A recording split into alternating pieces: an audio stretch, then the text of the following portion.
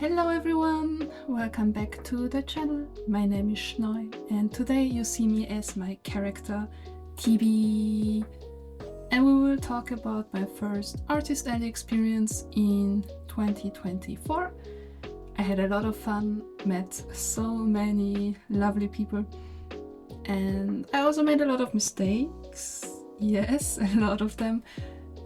But I think all in all it was a great time, and I definitely want to pursue this path more, learn more, and this was the beginning of my Artist Alley career. So let's get started. So first things first, I needed prints, and a lot of them. Also I thought, you'll see, this was the first mistake. But look, this is me!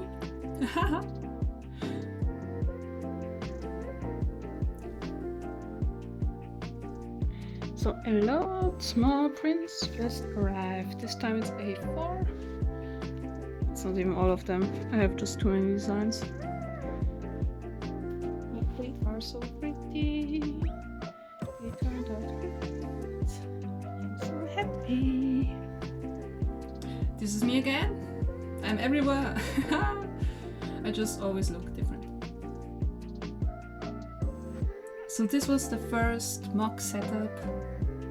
It took quite a long while to get the prints ready because I just have so many designs, because I could not decide which one was print worthy, so I just spent all my money and printed all of them out, which was very costly. Maybe don't do this. Tip number 1. Don't print everything that you think looks nice. Getting ready, packing everything up, and setting up at the first mini-con, which was Kitsuvention. Here are all the prints again. I numbered them, I put prices and special actions, and when looking back, this looked nice for a first booth. I'm very, very proud of myself. But the blue cards could have been a bit nicer, I guess. Yay!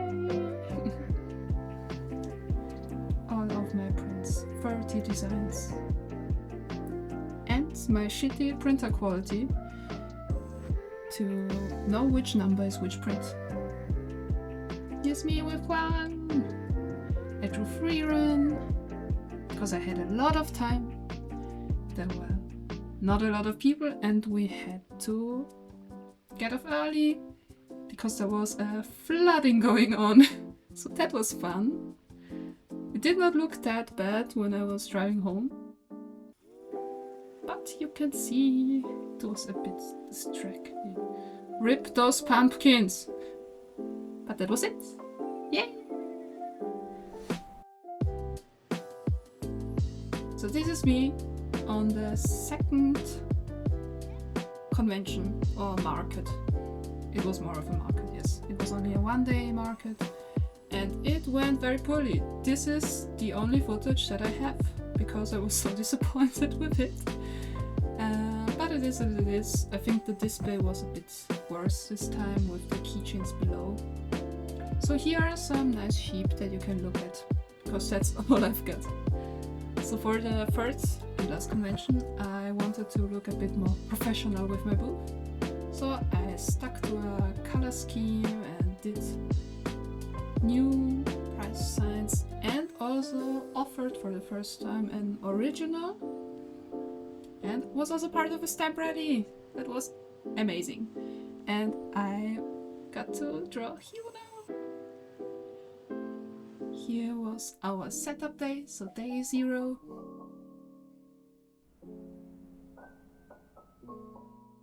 Our table. And there we were. There was I. And now it's time for setting up the booth.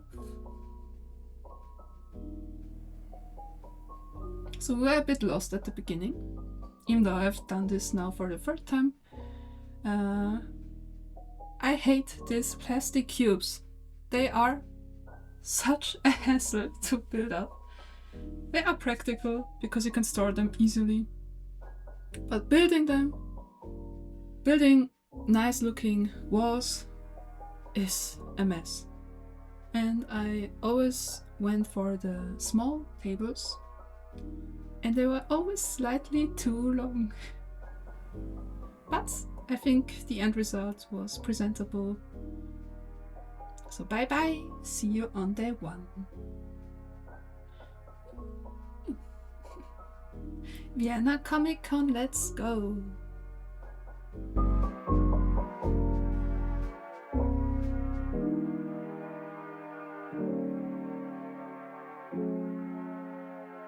Here we are! Let's go! There's my Jinx piece and all of my new designs that were only available as A6. Ivan was very popular. Very popular. I sold all of my Ivans. So very proud of that. As well as my Dandadan drawing. The stickers, especially Dungeon Meshy ones, were also very popular. And my con commissions were making most of my money. So that was very nice. I was very surprised. I did not expect anyone to commission me at the convention. But I was. And it was super cool. And very stressful. So if you saw me in a shrimp position for the whole 2 days that the con lasted. The Dungeon Meshy charms were also popular. And also my Dokcha charm from Omniscient Reader's Viewpoint. My Zelda print was very, very popular. But the most popular one were Pulverine. And here's the commission. That was the first one. It was Sexy Hunts. Another portrait of my customer. That was very lovely. And the third commission was a OC character of another very lovely client. The most sweetest and cutest and loveliest girls ever. And I got a gift, pew, from Omniscient Reader's Viewpoint, and another hand-drawn protagonist with Bew, and an Ivan sticker. I'll tag all the artists in the bio, because they were so cute. Oh my god, look at all those Alien Stage merch that I got gifted. And that was it. That was it. I did not film a lot. I'm an introvert and I honestly forgot because I was so preoccupied with commissions. It was cool, it was fun, it was very exhausting. So we watched Arcane afterwards, ate some very greasy tofu, and on the next day I had to purchase the Cricut and a printer. That was my reward for all those artist alleys. Yeah. Alright, let's finish this video with some final thoughts. So, I did make the table cost at every event, and I list it now. So, Kitsuvention and the Animarket were very affordable and were one-day events, and they were worth it, even though the market itself was not that profitable for me money-wise, but the experience and the people were what made up for it. Kitsuvention was a pretty good first event for me, even though most other artists were struggling and might not have even made their table back because there were barely any visitors due to the flooding, and I think the promotion of the event was also not the best. But the second event, as already said, was the market, and money-wise it was not that great. I mean, I made like 5 times the amount of the table fee, but the table fee was like 20 euros, so if you can calculate that, you know that it's like not a lot. However, I had a wonderful booth neighbor, a wonderful helper at every event. Shout out to Huang. and I have met a lot of lovely local artists, so that was really, really nice. So all in all, I'll come back if I can, if I'm allowed to, because the costs are pretty low and it's usually a weekend or like a day off in Austria. So I might as well use that time and network and sell something and meet nice people. Now, Vienna Comic Con was the first proper big convention. It lasted 2 days and the table costs were pretty steep in comparison to the first 2 events. So my main goal was to just make my table feedback, and anything extra was nice for my wallet. In total, I did not make any profits itself, as I have spent a lot of money on all of my products, especially prints and especially A3 prints, which I regret a bit that I have bought so many. The display itself was also not as cheap as I initially thought, as I was always trying to come up with new stuff. And with all the money that I earned during these 3 events, I bought myself a printer, an Epson printer that can also print A3 if I ever need it, and a Cricut, so that I can make even more things myself. And I'm trying to make everything locally, or at least in the European Union.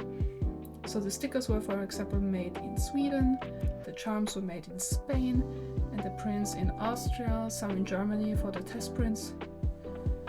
However, I really hope that I can now make my own stuff at home, even though it will be more work, but I can just control the process, the materials, and feel a bit better if I don't have to contribute to the CO2 emissions even more.